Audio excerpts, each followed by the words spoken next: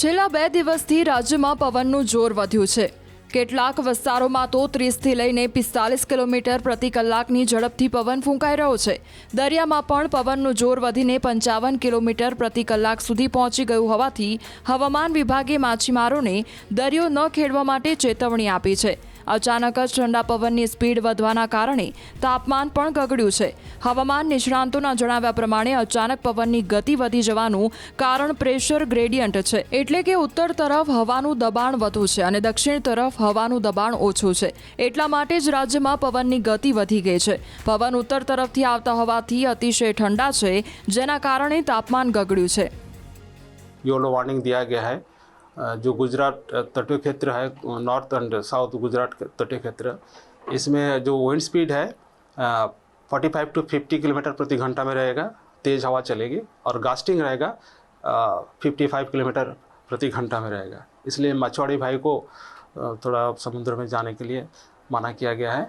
एक pressure gradient बना हुआ है, कल भी था, आज भी प्रेशर ग्रेडियंट बढ़ा हुआ है। इसके लिए विंड स्पीड बहुत ज़्यादा है समुद्र में।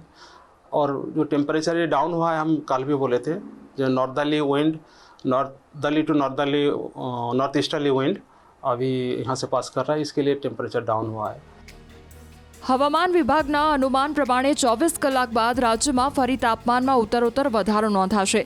ધીમે ધીમે તાપમાન 3 ડિગ્રીથી લઈને 5 ડિગ્રી સુધી વધી શકે છે। થોડા દિવસ ગરમીના આકરા રાઉન્ડ બાદ મંગળવારથી રાજ્યભરમાં ઠંડા પવનોના કારણે ઠંડક પ્રસરી છે। 30 કિલોમીટરથી વધુની ઝડપથી ફૂંકાતા ઠંડા પવનોના કારણે તાપમાન એકાએક ગગડી ગયું।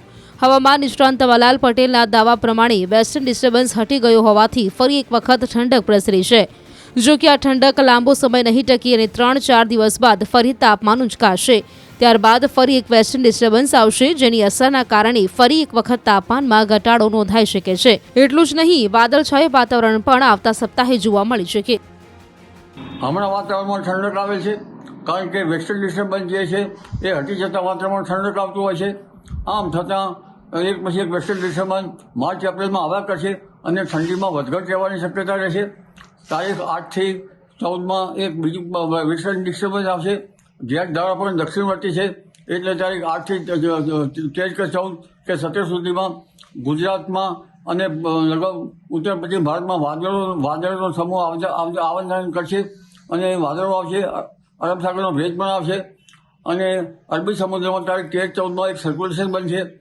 એટલે હવે ધીરે ધીરે માર્ચ માસમાં પણ લગભગ એક પછી એક વેસ્ટર્ન ડિસ્ટર્બન્સ આવશે। પણ ગરમી અંગે જોવા જઈએ તો તારીખ 7-8 માર્ચથી ગરમી વધશે, જેમાં ઉત્તર ગુજરાતના ભાગોમાં મહત્તમ તાપમાન લગભગ 17 થી 8 ડિગ્રી સેલ્સિયસ જેવું થવાની શક્યતા રહેશે।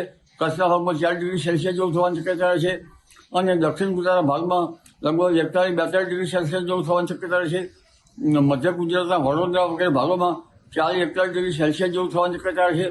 ત્યારબાદ આ વેસ્ટર્ન ડિસ્ટર્બન્સ હટતા ફરી પાછો ગરમીમાંથી ઘટાડો થશે। એપ્રિલ માસમાં પણ આવું રહેશે।